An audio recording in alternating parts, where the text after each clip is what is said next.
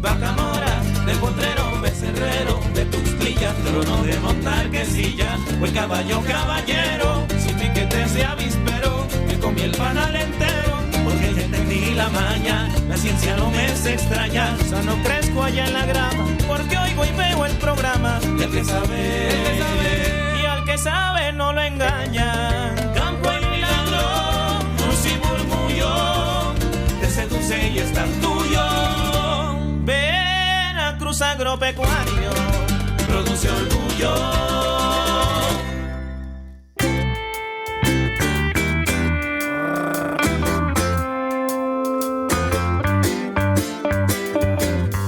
Del Foviste para el mundo, este talento local veracruzano nos da la bienvenida a esta emisión de Veracruz Agropecuario. Los Aguas Aguas es un grupazazo que si usted nos sintoniza de otros estados o de otras partes del mundo, le sugerimos que los busque, le siga la pista. Y esta pieza, La Playa, de la autoría de Rafa Campos, por cierto, pues es un tema emblemático dentro de esta música, insistimos, veracruzana, que nos brinda mucho orgullo saber. Se presenta en grandes escenarios nacionales e internacionales, como tiene que ver con el trabajo que desde el Instituto de Ecología aquí en el estado de Veracruz se realiza. Nos referimos a la investigación, a la formación de nuevos cuadros también que contribuyen desde la ciencia al bienestar de los ecosistemas. Hoy hablaremos en particular de temas relacionados con el cultivo y la conservación de plantas nativas. También conoceremos generalidades y nuevos descubrimientos sobre las arañas saltarinas y no podemos dejar de hablar de las cícadas que forman parte también de las colecciones muy importantes de este INECOL y estas plantas que tienen literal muchísima historia genética. Así que si le interesan esos temas es una buena oportunidad para que nos acompañe en esta emisión de Veracruz Agropecuario que comienza a partir de este momento.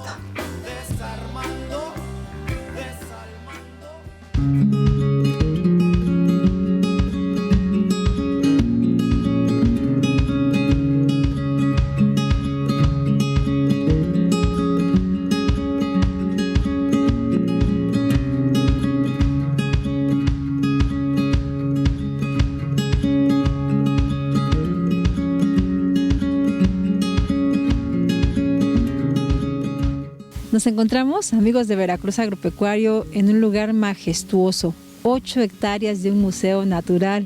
Es el Jardín Botánico Francisco Javier Clavijero, quien de manera reciente celebró 45 años de historia y estamos muy felices de encontrarnos en esta ocasión con el gerente de este lugar. Él es el biólogo Orlik Gómez García, un gran amigo nuestro. Y de entrada te agradecemos, Orlik, que nos permitas estar aquí como equipo de trabajo de Veracruz Agropecuario y felicitarte, por supuesto, por estos primeros 45 años. ¿Cómo estás? Muy bien, Isela, muchísimas gracias, muy agradecido y honrado con la presencia de ustedes, como siempre, como lo has dicho, bien grandes amigos de este jardín y aliados del INECOL en ese sentido. La idea de crear este jardín en una área boscosa del sureste de Jalapa, del suroeste de Jalapa, perdón, pues fue innovadora, porque en ese entonces, si pensamos, no existía una ley ambiental como existe ahora, pero sí tenían la visión, tanto el gobernador Rafael Hernández Ochoa y madurando esta idea con el doctor Arturo Gómez Pompa de crear un área donde se protegiera la vegetación, se estableciera un jardín botánico y el centro de investigación que entonces era el INIREP, el cual dirigía el propio Gómez Pompa, ¿no? Algo muy particular de este jardín, a diferencia de otros en nuestro país, que somos más de 30 jardines botánicos, es que desde sus inicios estuvo asesorado por los Reales Jardines Botánicos de Kew, de Londres, de Inglaterra. Entonces este paisaje que vemos, esta idea del paisajismo más bien, es muy británica. Son espacios muy abiertos, muy largos, con macizos a los márgenes, ¿sí? Y eso es una idea de los curadores y asesores del Jardín Botánico de Kew. Entre ellos Graham Pattison, un horticultor, gracias también a él y al doctor Bovides, aquí en el Jardín Botánico surgió la idea de crear la Asociación Mexicana de Jardines Botánicos ya en 1983. La colección estrella, nuestras colecciones estrellas son las colecciones nacionales, y de este caso tenemos dos. La más antigua, digamos, es la colección nacional de cícadas. Son plantas semejantes a palmas, pero de un linaje tan antiguo como los dinosaurios. Entonces son plantas que convivieron con dinosaurios. Yo siempre le digo a los grupos que vienen de visita que ya no tenemos dinosaurios, pero sí tenemos cícadas. Exacto. Es como ver un brontosaurio realmente, ¿no? En tu jardín. Sí. Y la otra colección nacional es la colección nacional de bambúes nativos de México. Sí. Sí. Recientemente acabamos de integrar la colección del género Pingüícula, que es una pequeña planta insectívora, carnívora pues, nativa de México. Este bosque de niebla propio de esta región del estado de Veracruz, combinado también con algunas especies tropicales, qué maravilla. Sí, claro, o sea, al final estamos en una zona de transición, ¿no? Exacto. Sí, efectivamente, aunque la vegetación originaria es el bosque de niebla, el bosque mesófilo de montaña, bueno, recordemos dos cosas. Una, que estamos en una zona de transición, y la segunda es que está ocurriendo un fenómeno global desde hace varios años llamado cambio climático. Eso. Entonces eso nosotros no somos ajenos a ello. Y sí, efectivamente hay especies tropicales. En este jardín botánico hay colecciones antiguas como las palmas del palmetum, ¿no? Que son obviamente especies de zonas cálidas, porque las especies, aunque sí hay en el mesófilo, no son arbóreas, digamos, no son del tamaño de un árbol, son más bien herbáceas, como los tepejilotes que conocemos muy bien, ¿no? Pero como esas hay muchas otras, ¿no? Y por ejemplo, eso también nos obliga ya en la parte del trabajo a ensayar la propagación de especies de árboles de climas más cálidos, claro, al que comúnmente hemos conocido en Jalapa. Sí, sí. Entonces, por ejemplo, ahí ya tenemos especies como las caobas, como los cedros, que ya son un poquito diferentes a los encinos que abundan en el bosque de niebla, o a las marangolas, o a las meliosmas. ¿Qué va a pasar en unos años? No lo sabemos, vamos a estar preparados mejor, ¿no? Haber estado cerrado 2 años, bueno, continuamos cerrados al público, nos ha dado la oportunidad de reinventarnos como jardín en el sentido de crear nuevas colecciones, nuevas exhibiciones que pensamos van a ser de mucho interés para los futuros visitantes. El énfasis de ello es el concepto de etnobiología. Y efectivamente, en ese sentido, ya formamos parte de la red de jardines etnobiológicos, que es una red también creada recientemente, hace un par de años, pues, y el énfasis está justamente que son espacios destinados a compartir con los visitantes los conocimientos tradicionales de las personas con los recursos naturales. Nuestro énfasis va a ir sobre las plantas comestibles del centro de Veracruz, que pensamos que son las grandes desconocidas. Ajá. Como digo, conocemos bien las lechugas y las coles y las hortalizas comunes, ¿no? Pero ¿quién nos habla de miles, bastantes quelites que tenemos en los matorrales que están creciendo por ahí solitos, y que vamos al mercado y tenemos la fortuna de encontrar a las señoras que ya nos venden las guías de erizo, las hojas de una u otra 10 especies, pero no conocemos las plantas vivas? Exacto. Este jardín, dentro de este proyecto de jardín etnobiológico, está haciendo ese énfasis, que la gente venga, conozca estas plantas poco conocidas, valga la redundancia, en vivo.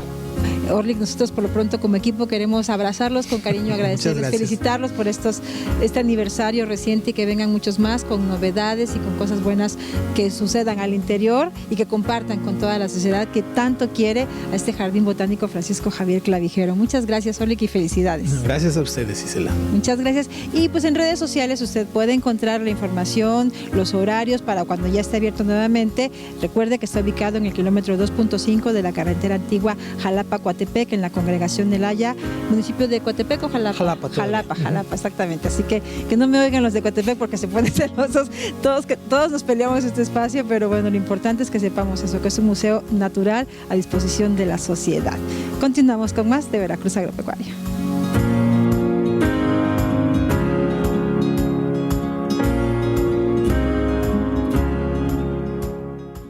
Qué maravilla de este santuario, este espacio maravilloso, nuestro jardín. Y de verdad decimos nuestro jardín subrayando la palabra, porque cuando uno visita ese lugar inmediatamente te sientes parte de él. No hay forma de no hacerlo si se da uno el tiempo y la oportunidad de estar en contacto con la naturaleza. Y en este caso, este Jardín Botánico Francisco Javier Clavijero es eso, es un museo vivo, un museo que no es estático, que se transforma, y parte del trabajo que se realiza ahí de manera permanente, y mejor aún ahora que después de esta pausa forzada con la pandemia de manera reciente abrieron nuevamente sus puertas para el auditorio, pues es importante que uno conozca algunos detalles de las colecciones, de las especies que ahí habitan y del trabajo también que se ha realizado para la propagación, por ejemplo, de algunas especies o variedades de plantas específicamente. Los animales, por supuesto, es interesantísimo también el universo que ahí existe y que ahí se asoma, así que acompáñenos hoy a un recorrido que realizaremos de alguna manera, un recorrido sonoro, porque pues protagonistas de esta historia, nos referimos al quehacer de investigación y de academia que se realiza en este jardín, están con nosotros esta tarde en Veracruz Agropecuario.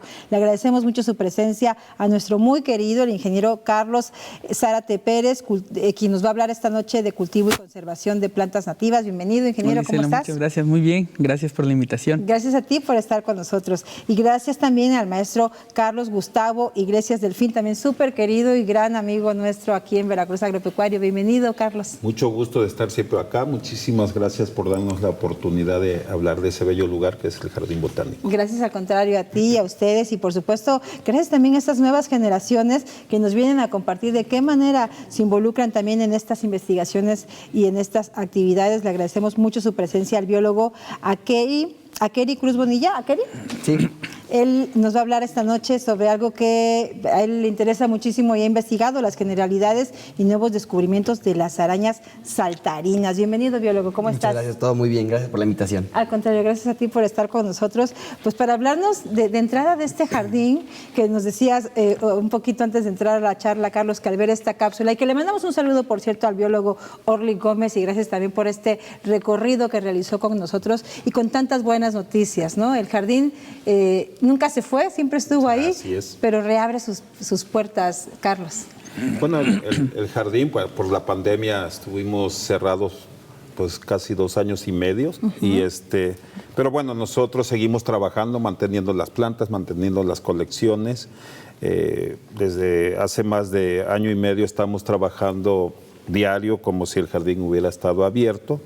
Hubo readecuaciones en las colecciones, en los senderos, etcétera. Hay cosas nuevas. Y bueno, también venimos con mejor energía, renovados, y hemos, como todo en la vida, como pues la biología que estudia la vida y cómo evoluciona de acuerdo a la teoría de Darwin, pues el jardín ha evolucionado. Los jardines botánicos en el mundo han evolucionado. Y te comentaba que hay énfasis en las plantas porque es un jardín botánico dedicado a la botánica, entre otras cosas, y al cultivo de plantas, a la protección de plantas. Pero hoy en día, pues el jardín amplía su horizonte, su visión. Cualquier jardín botánico en el mundo hoy en día, pues enfatiza que maneja biodiversidad. Es decir, en el Jardín Botánico Clavijero hoy podemos tenemos un meliponario, que son las abejas meliponas, tenemos un mariposario. Es decir, en el Jardín Botánico hay biodiversidad asociada. Por eso no es de sorprender que aquí Akeri amablemente nos hable sobre las arañas, ¿no? Que además luego es un tema bien polémico. Digo polémico porque hay muchas fobias, hay fobias, nadie quiere hablar de las arañas, nadie se quiere acercar a las arañas, ¿no? Entonces un jardín botánico hoy en día es eso. Sí. Hablar de biocultura, de conservación biocultural, conservación de biodiversidad y desde luego conservación de plantas. Exactamente, y tienes razón, es algo que impacta en muchos otros ámbitos, no solo sí la información de carácter ecológico, pero también eso, la cultura per se, que nos brindan ese tipo de espacios y el trabajo y el conocimiento. ¿Por qué será, biólogo, que la gente no quiere hablar de arañas? ¿Tú qué piensas al respecto? Pues realmente como que hay un miedo que traemos todos naturalmente, ¿no? A las arañas o en sí a los bichos que se ven muy extraños. Entonces, pues es muy común que las personas un poco se dejen llevar por las películas y las cosas más allá fantasiosas, pero la realidad es que, bueno, todos tenemos como un cierto miedo a lo que no conocemos, ¿no? Exacto. Miedo a lo que nos es muy distinto a nosotros y también como esas cosas pequeñas y peludas tampoco le encantan a la gente. A lo que no conocemos es a lo que le tenemos miedo. ¿Qué tendríamos que saber de las arañas? Y especialmente de estas en las que tú pues has hecho un trabajo muy profundo. Nos referimos a esa especie que se llama arañas saltarinas. Es una familia. Es una familia. Las arañas específicamente son unas 45,000 especies, son uno de los grupos más amplios. Y dentro de este grupo hay una familia que se llama Salticidae, a la que pertenecen esta gran variedad de arañas llamadas arañas saltarinas. Y bueno, primero son pequeñas, de unos un par de centímetros a un par de milímetros, llegan a ser muy chiquitas y pues son inofensivas para los humanos. Primero, ¿no? Empecemos por ese lado. Tienen como una gran diversidad de colores y una estrategia muy distinta a la de las arañas normales. No, o sea, obviamente pueden generar una telaraña como todas, pero no la usan para hacer una red y cachar lo que vaya parándose por ahí, sino son cazadoras activas. Tienen una visión muy buena. ¿Son esas que estamos viendo? Son las que estamos viendo en pantalla. Puedes notarlo, bueno, el par de ojos frontal. ¿Qué colores, verdad? Sí. Es muy grande y tiene una visión muy, muy buena, muy nítida, a diferencia de la gran mayoría de las otras arañas que realmente no pueden ver casi nada. Esta sí tiene una visión muy buena, muy, muy buena. Esta que estamos viendo es una que se encuentra en la región, que es una araña negrita saltarina, me parece. Y pues, entre otras cosas, a mí quise traerlas a este programa como para que las conociera la gente. Son muy bonitas, son muy coloridas. Esta específicamente que estamos viendo ahora es de un género que se llama Portia, que tiene la característica única de, ser muy inteligente, tener una visión muy, muy capaz, y es una araña que caza arañas. Ah, mira. Entonces, por tener que ser una araña que caza arañas, obviamente su presa es peligrosa y tiene que volverse muy inteligente. Su capacidad cognitiva es muy avanzada y puede no solamente mapear su alrededor en 3 dimensiones, sino crear estrategias para poder capturar a su presa, ¿no? Llegar por arriba, llegar por abajo. Puede imitar como si una araña hubiera cachado una mosca en su telaraña y entonces hacer que vaya hacia ella. Qué inteligentes, no hubiera tenido idea. Digo, soy gran fan de Spider-Man, debo decir, ¿no?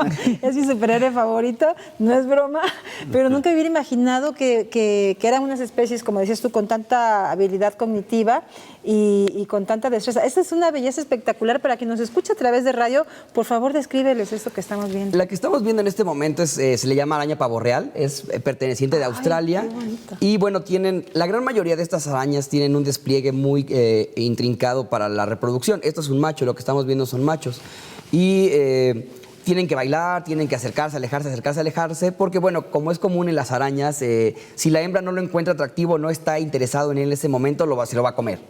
Entonces tiene que ser muy hábil, tiene que dejar todo en la pista de baile, o sea, acabarse la pista de baile, porque si no se lo comen. Entonces, bueno, tiene los colores que usa para bailar y desplegarlos y así ser más atractivo para la hembra. Algo bueno que pasa incluso si le va bien y logra la reproducción, también se lo comen. No, en lo general no les va muy bien a los machos de arañas en la reproducción. Pero seguramente se va a ir contento. Deja hijos para la siguiente generación, pero muchas veces se lo van a comer.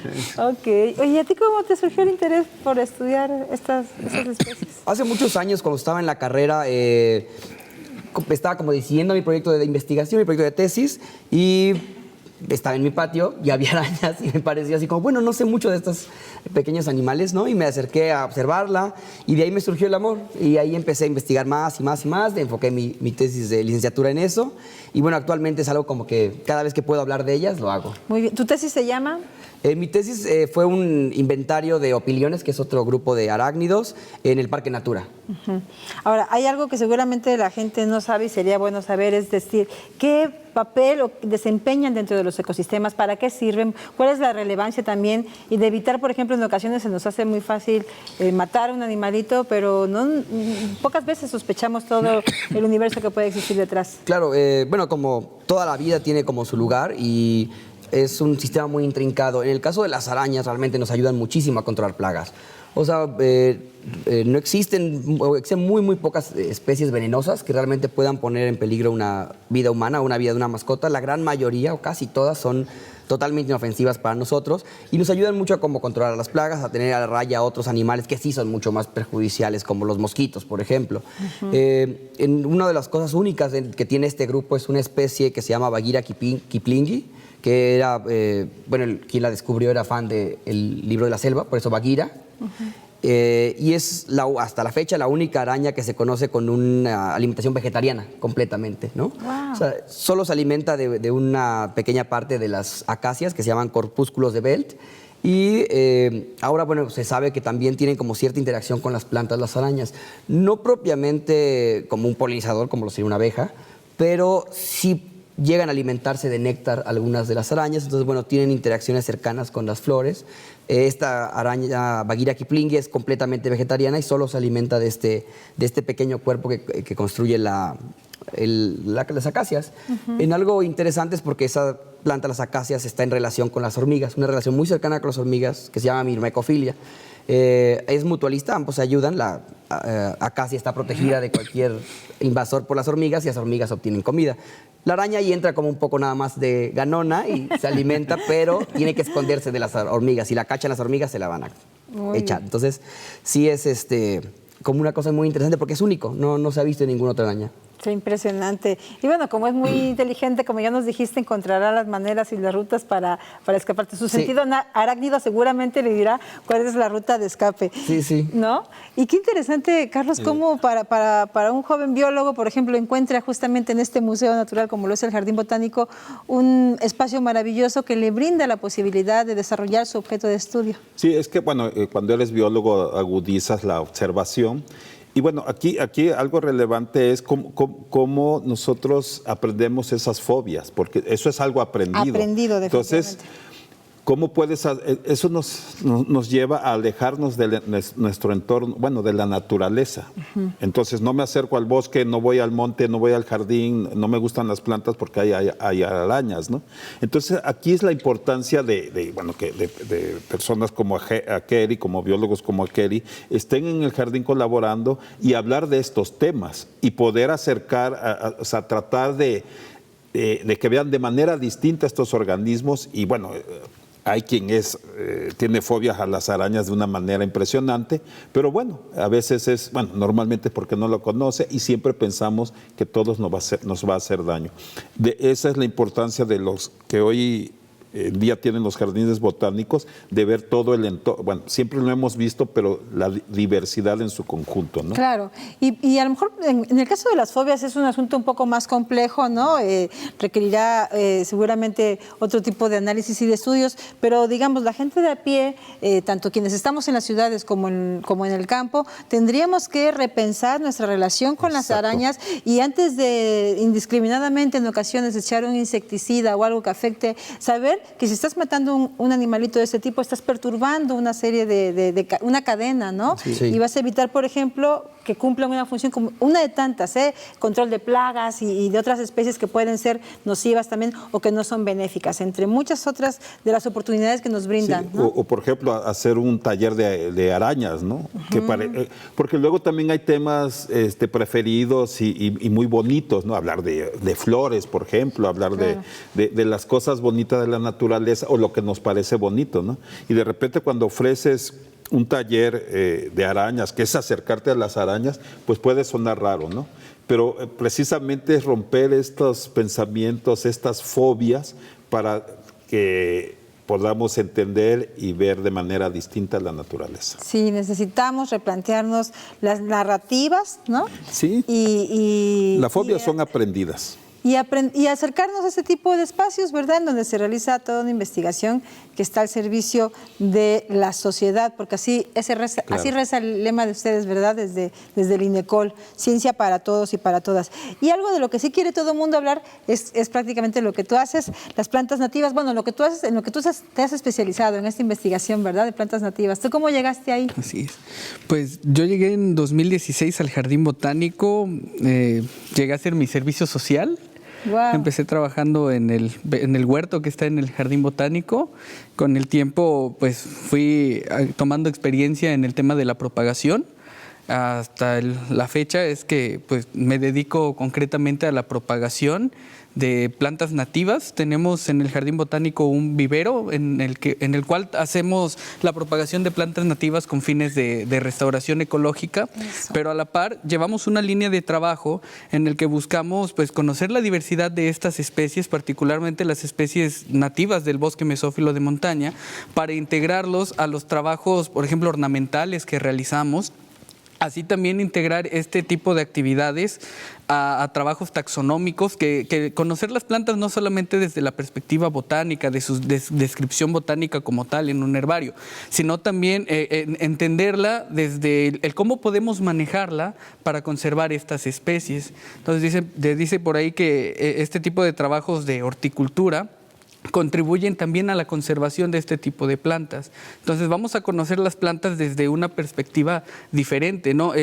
Hacemos estudios sobre su biología reproductiva, cuáles son los organismos con los que interactúa, cómo podemos propagarla. A lo mejor es una planta que sus poblaciones son muy reducidas dentro del bosque y al momento de que colectamos sus semillas y las sembramos, pues resulta que la germinación es muy baja. Entonces podemos buscar otras vías, por ejemplo la propagación asexual, el cultivo in vitro, que nos permitan reproducir esta especie y posteriormente reintegrarla al entorno donde se desarrolla. Claro. Propagación de especies con fines de restauración ecológica nos parece un súper asunto. De eso queremos seguir platicando. Haremos una pausa. Mientras tanto, le damos oportunidad a quien nos acompaña en esta transmisión a prepararse una tacita de café veracruzano. Si se encuentra en el camino a la cocina una arañita, no le haga nada, forma parte del paisaje, se lo prometemos. Y también si desea conocer un poquito más de las opciones y las plantas nativas que usted se puede encontrar si visita el Jardín Botánico, pues de eso y más seguiremos conversando, además de las y mucho más. Vamos a pausa y regresamos.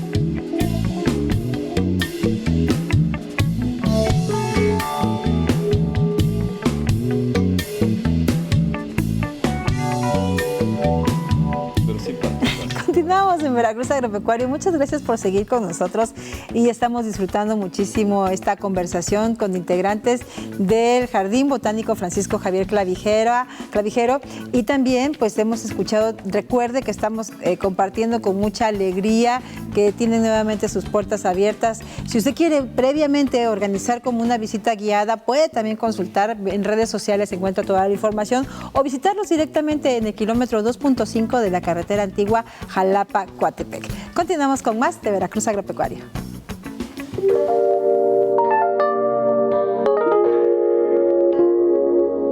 Hola, ¿qué tal? Les voy a hablar sobre las camas de acción capilar que tenemos en el invernadero Escuela Siembra UV, un proyecto que se dedica a la comunicación y a la formación para la sustentabilidad del Centro Ecodiálogo de la Universidad Veracruzana. Y en esta ocasión que vamos a hablar sobre las camas de acción capilar, nos estamos enfocando en esta técnica porque ahorra agua y ahorra suelo, dos de los recursos naturales más importantes a la hora de hablar sobre agricultura sostenible. Y esta técnica es de verdad una belleza. Lo que nosotros buscamos para ahorrar agua es generar una estructura contenedora de este insumo hídrico que permita que la podamos volver a aprovechar. En la agricultura convencional nosotros regamos nuestras plantas, nuestro cultivo, y esa agua la perdemos por infiltración y porque las plantas se lo beben. Y en esta técnica, en las camas capilares, lo que hacemos es colocar los primeros 30 centímetros del fondo de nuestra cama un contenedor o un almacén de agua, y como el agua es líquida, entonces colocamos grava. La grava nos va a ayudar a colocar después una capa permeable, y en este sentido nosotros estamos aprovechando la malla antiáfidos que nos sobró de la estructura de nuestro invernadero, pero ustedes pueden ocupar también una malla que sea, por ejemplo, malla mosquitera o incluso algo que ustedes puedan reutilizar. Después de esta malla permeable, colocamos otros 25 o 30 centímetros de suelo, de tierra, y ahí es donde nosotros vamos a sembrar nuestras plantas. El caso es que esta técnica se llama cama de acción capilar por el principio fisiológico que tienen todas las plantas, que es la capilaridad. Es la forma en la que las raíces absorben el agua para poderla llevar hasta las hojas más grandes de ellas mismas. Entonces, nosotros vamos a sembrar una planta y la raíz va a ir buscando el agua que está en el almacén de hasta abajo. Por eso es que es permeable. Necesitamos que pueda pasar el agua, pero al mismo tiempo que la tierra no se baje a este almacén. Otro de los beneficios es que el riego no lo hacemos por encima, como estamos acostumbrados. Se hace un riego profundo y esto es a partir de un tubo. El tubo de PVC lo estamos aprovechando para eso, nosotros lo destapamos y ahí colocamos el agua. Ese riego hace que nuestro almacén de agua siempre esté lleno para que las plantas lo aprovechen. Ahora, uno de los grandes inconvenientes que puede llegar a tener nuestra cama es que evidentemente las plantas que nosotros vayamos a sembrar pues van a aprovechar todos los minerales y los elementos que se encuentran en el suelo, y como es un contenedor aislado al entorno, posiblemente las plantas que nosotros vayamos a sembrar comiencen a tomar esos nutrientes y se encarezca la tierra. Nosotros lo resolvimos muy fácilmente. Primero, la poda que nosotros hacemos de las plantas y las hortalizas que cultivamos, esa poda la composteamos en otro espacio que tenemos en nuestro sistema. Ahí es donde colocamos lo que nos sobra del platanito que nos comimos, incluso pues si hay algún residuo orgánico, ahí lo colocamos. Además le podemos añadir una población de lombrices para que ellas puedan acelerar este mecanismo de degradación de la materia y puedan ellas hacer también sus tuberías y que haya oxigenación en la parte del suelo. Esto hace que la técnica de acción capilar pueda ahorrarnos de un 40 hasta un 50% de agua. Y además, como las plantas son las encargadas de tomar el agua que ellas necesitan, puede llegar a ser bastante fácil y práctico por si no tenemos tiempo de nosotros regarlas. Esto quiere decir que a la semana, a las 2 semanas podemos volver a regar. No se tiene que hacer el riego todos los días. Y además, bueno, pues nosotros aquí tenemos una estructura hecha con bambú, pero ustedes en casa lo pueden hacer con un pequeño bote de PET. Lo importante es que la planta que ustedes vayan a sembrar tenga el espacio suficiente para que sus raíces puedan penetrar. Quizá ahorita no se aprecie bien porque ya es una cama capilar bastante madura, pero el corte que nosotros hicimos por arriba es donde estaba evidentemente la boca de la tapa. Esta la cortamos y la volteamos y va más o menos a esta altura. Esta parte que quedó le colocamos también nuestra malla permeable, como nos sucede en un cultivo más grande. Entonces, abajo de esto tenemos la grava donde se llenó de agua y arriba ya colocamos la tierra para que esta selga esté aquí viva. Y el riego que nosotros hacemos, recuerden que en las camas capilares es profundo, lo hacemos con otra botella PET. Aquí nosotros regamos y llenamos de agua para que llegue al almacén que contiene la grava. Y si nos pasamos de agua, porque esa es una de las preguntas que siempre nos hacemos, colocamos desagües. Y eso sería todo.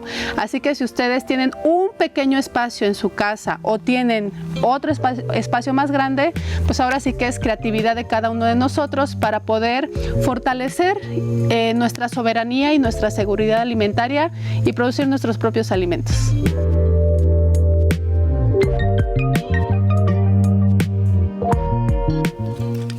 Y continuamos con más de Veracruz Agropecuario. Recuerde que esta tarde se encuentran en el estudio el ingeniero Carlos Aldair Zárate Paredes, está también el biólogo Akeri Cruz Bonilla y también nos acompaña el maestro Carlos Gustavo Iglesias Delfín. Nos están compartiendo de su quehacer, de su trabajo desde el Jardín Botánico Francisco Javier Clavijero en el INECOL.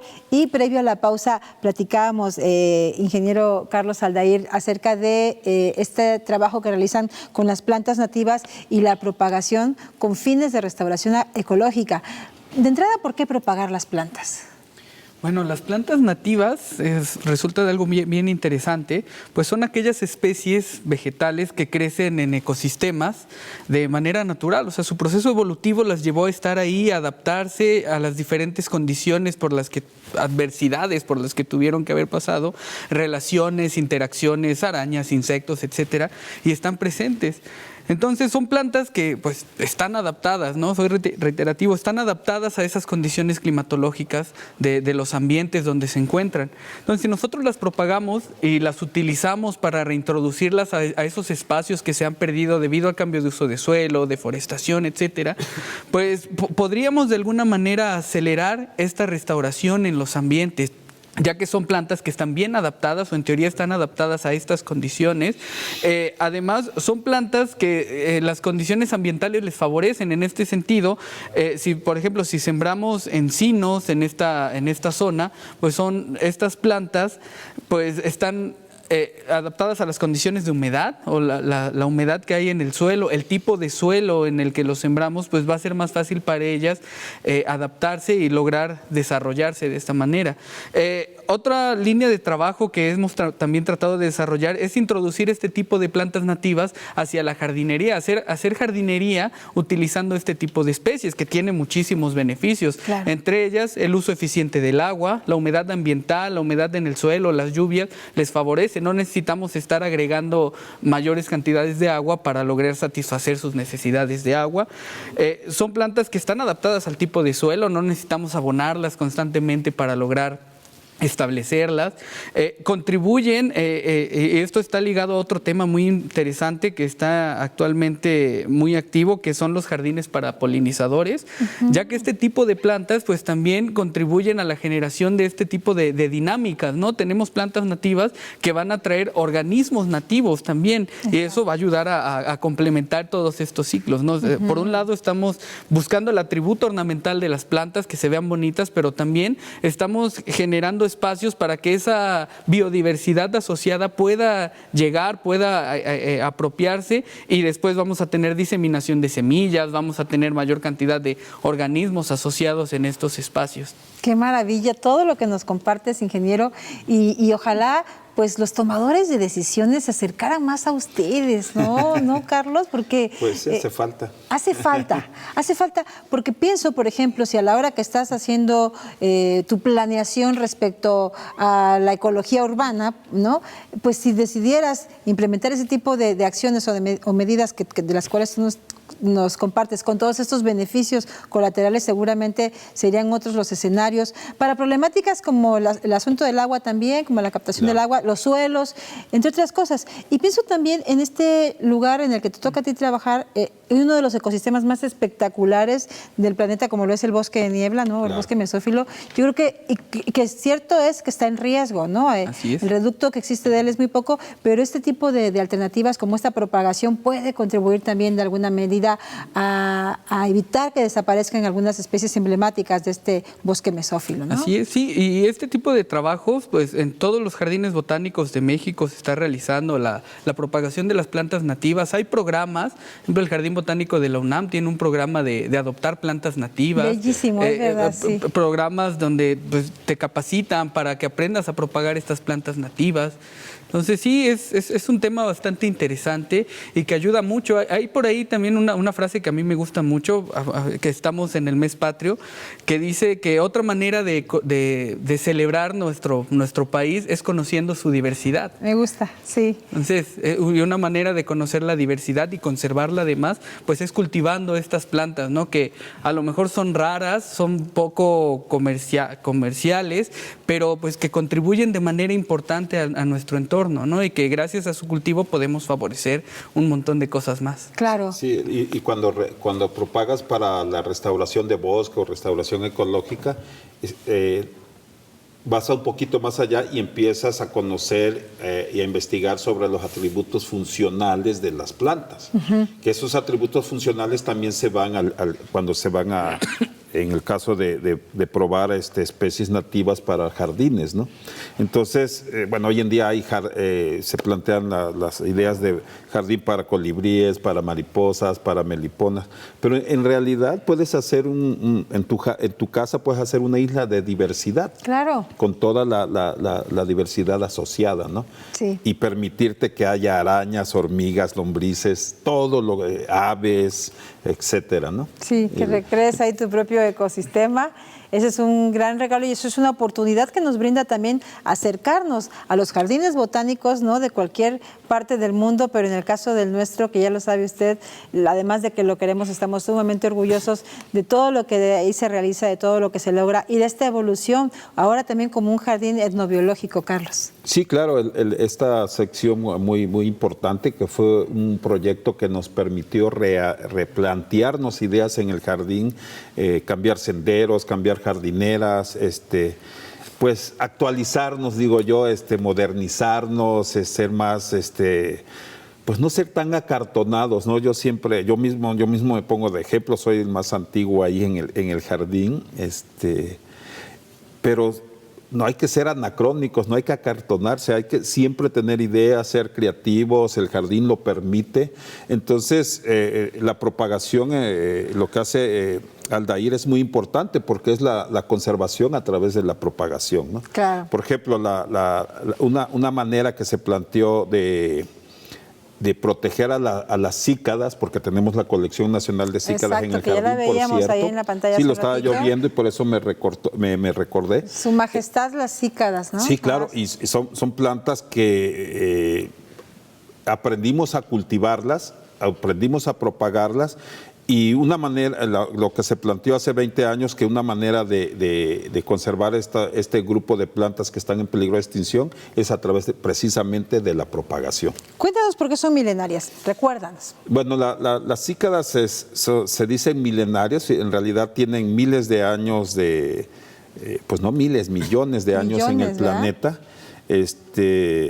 Luego se confunden y dicen plantas prehispánicas, ¿no? En lugar de prehistóricas. Prehistóricas, ¿no? Entonces, prehispánicas son todas porque estuvieron antes de la colonia, ¿no? Sí. Entonces, bueno, el registro fósil indica que las cícadas aparecieron en el planeta hace 300 millones de años.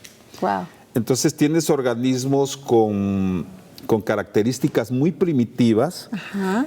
Viviendo con nosotros, ¿no? Entonces, en las extinciones masivas del Mesozoico, hace 100, 150 millones de años, que se extinguieron grupos como los helechos con semillas, los venetitales, los famosos dinosaurios, las cícadas sobrevivieron a esta extinción, ¿no? Entonces, hoy las tenemos, estaba por todo el mundo, ¿no? Y hoy las tenemos distribuidas en los trópicos y subtrópicos del mundo, y México es un centro de diversidad de cícadas, ¿no? Yo empecé a trabajar con cícadas hace un poco más de 30 años, con el doctor Andrew Bovide, fundador del jardín, por cierto. Sí. Y le hago una broma, ¿no? Porque cuando empezó la colección de cícadas, había 12 especies en México reportadas, y hoy tenemos un poco más de 70.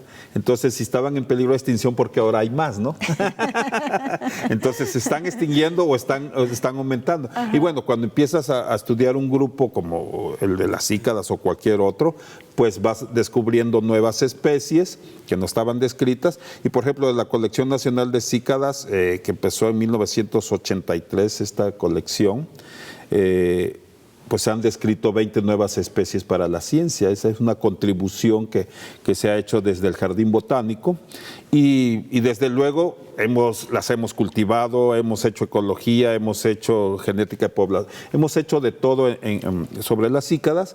¿Y para qué sirve esa información? Bueno, para proponer estrategias de conservación a nivel nacional, ¿no? Entre otras muchas cosas. ¿Son palmas?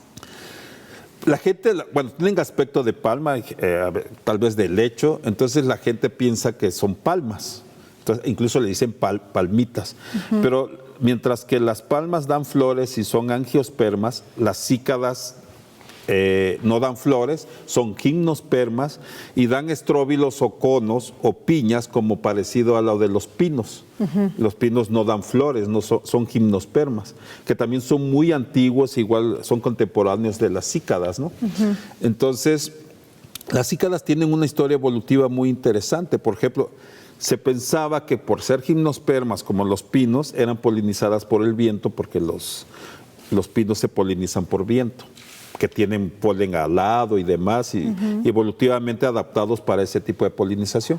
En el 89 se descubre que las cícadas están polinizadas por escarabajos.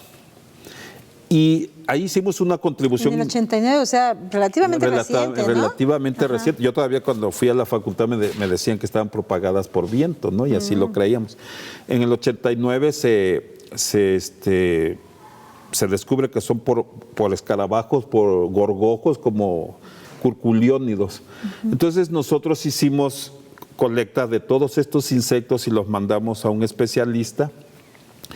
Y bueno, pues al final de cuentas salieron muchas nuevas especies de escarabajos, es decir, estos escarabajos coevolucionaron con las cícadas a través de millones de años, y bueno, por ahí algunos, amablemente el experto en coleópteros y gorgojos, pues puso el nombre de nuestros apellidos en estas nuevas especies, dedicado a Andrew Bovides, a mí y a otros colegas, ¿no? Entonces, atrás de todo el trabajo, de todo lo bonito que se ve en el jardín, hay un trabajo muy interesante de investigación que trasciende por mucho, ¿no? Y esto que explicas me encanta también porque nos habla de ese mutualismo que ya tú mencionabas también, a Keri. Y creo que es una analogía perfecta para muchas cosas en la vida, ¿no? Para el trabajo que tenemos que aprender a apreciar de la naturaleza, pero inspirarnos en ella también, y como sociedad y como comunidad replicarlo. Estamos casi ya en la recta final de este programa, pero se me ocurre que hagamos un ejercicio, una dinámica, a ver qué les parece a ustedes. Quisiera que nos dieran como un par de mitos y realidades de las variedades, de las especies de las que hoy nos han estado hablando en este programa. Y comenzamos contigo, Keri. Cuéntanos mitos y realidades de las arañas. Hay muchos, pero principales. El principal y el más dañino es que todas son peligrosas. Eso es un mito. Ajá, es un mito. Primero, la gente, es muy común que me pregunte, bueno, ¿y es venenosa? Y dice, sí, todas las arañas son venenosas, así cazan. La diferencia es que no es venenosa para nosotros. O sea, es venenosa si eres un grillo que pesa 1/4 de gramo. Si eres un humano de 70 kilos como yo, no hay ningún problema, ¿no? Okay. Es el principal como mito, y el segundo es que son agresivas, ¿no? Okay. Eso también es muy falso. La mayoría de las arañas en lo general van a huir de nosotros, o somos gigantescos en comparación a ellas, y obviamente su primera reacción es huye, corre, escóndete, o muy comúnmente se hacen bolitas y se tiran, ¿no? O sea, como hacerse las muertas. Entonces son como los dos principales mitos, ambos completamente falsos, ni son agresivas, ni son voraces, ni son así como salvajes, ¿no? Son solo un animal que está en su día y viviendo su vida. Claro. Y realmente, en México, a diferencia de un par de especies, todas las demás son inofensivas para nosotros los humanos. Okay. Si fuéramos un grillo, bueno, sería otra historia, ¿no? Claro. ¿Realidades? Realidades, bueno, son inteligentes, son hábiles, son estrategas, no son como tan brutas como la gente pensaba por ser tan sencillas, como así de, ay, voy, no, son complejas. Claro. Y lo que decíamos también de las telarañas, ¿no? Las telarañas que pueden percibir ellos todo su entorno a través de la telaraña. Y bueno, como esto del sentido arácnido, pues no es como el de Spider-Man, que realmente puede detectar al exterior, pero puede detectar corrientes de aire muy, muy pequeñas. Entonces es fácil que cuando tú te estás acercando a ella, el aire que empuja tu mano ya le llegó a ella y puede detectar que te estás acercando, incluso antes de que estés cerca de ella. Entonces, qué fascinante. No es tan cierto, no es tan falso el sentido arácnido. Ok. Cuéntanos, plantas nativas, mitos y realidades. Uno de los mitos es que son muy fáciles de cultivar. Eso a muchas personas nos dicen, es que eso está en el monte, seguramente es muy fácil de cultivarlo. Pues cuando lo ponemos a la práctica, resulta que en muchas ocasiones es muy difícil adaptar ese tipo de plantas a condiciones de cultivo, a viverización, que es como como se le llama. Eso requiere mucho trabajo, muchas pruebas, hacer ensayos, evaluar diferentes metodologías para lograr cultivar muchas de estas plantas nativas, ¿no? Y a veces pasa que en el bosque las encuentras así en grandes poblaciones y al momento de quererlas cultivar, pues resulta que es todo lo contrario, ¿no? Necesitas muchas evaluaciones e investigar mucho sus asociaciones para lograr propagar estas plantas. Claro, realidades que aportan una gran cantidad de beneficios al ambiente. Claro. En cuanto a interacciones, adaptabilidad, etcétera. Mitos y realidades de las cícadas. Bueno, las cícadas en los últimos años científicos y aficionados han hablado mucho sobre que las cícadas son comestibles. Se habla de, bueno, son comestibles en algunas regiones de México, pero son neurotóxicas y se comen las semillas. Entonces hay artículos científicos que hablan de que en el México prehispánico, antes de cultivar el maíz para comer, cultivaban cícadas para comer. Es muy polémico, yo no creo eso. Para mí aunque hay artículos ahí que tratan forzadamente, desde mi punto de vista, forzadamente a decirlo o a argumentarlo, para mí más bien es un mito o algo poco creíble, ¿no? Aunque sí hay evidencia, bueno, en los mazatecos hacen un tamal de las semillas de las cícadas de Dion spinulosum, pero es altamente tóxico. ¿Cómo lo hacen? Pues no tengo idea, pero me imagino que pasa por un proceso de cocimiento y demás. Entonces, pues para mí eso, más que una investigación y un resultado de una investigación, es un mito. Claro. Y la realidad es que, aunque las cícadas algunas especies sean comestibles, pues la toxicidad que tienen es muy alta. Exactamente. Mi mito en esta charla con ustedes sería que la ciencia es aburrida, que no es para todos. Y la realidad es que existen espacios como el Jardín Botánico Francisco Javier Clavijero, en donde usted puede visitarlos, disfrutar muchísimo, insistimos, de todo lo majestuoso de este bosque, pero también acercarse a conversar de entrada con los jardineros, que también tienen un conocimiento impresionante, ¿verdad? Pero también con los científicos, con los académicos, con estos jóvenes también, con estos nuevos valores y con la gente también que durante toda su vida ha hecho un trabajo importantísimo, que lo sigue haciendo hoy día en beneficio de toda la sociedad. Así que felicidades por su trabajo, de verdad, de todo corazón. Les auguramos mucho éxito. Nos encanta que hayan traído hoy toda su energía, su alegría y, por supuesto, su experiencia a nuestro Veracruz Agropecuario. ¿Quiere más información? Recuerde que puede visitarlo. Están ubicados en el kilómetro 2.5 de la carretera antigua Jalapa-Coatepec, o algún correo electrónico o teléfono, Carlos. Es Jardín Botánico. jardín.botánico@inecol.mx y el teléfono es 842-1800. Exactamente, 228-842-1800. Ahí es el número telefónico del Instituto de Ecología del Jardín Botánico, y puede usted contactar a todos nuestros invitados para conocer más de sus interesantes trabajos. Nuevamente, muchas gracias. Gracias a ustedes por la invitación. Al contrario, gracias a nombre de todo un equipo de trabajo que hizo posible esta emisión, y a usted por habernos acompañado. Que tenga una linda tarde-noche.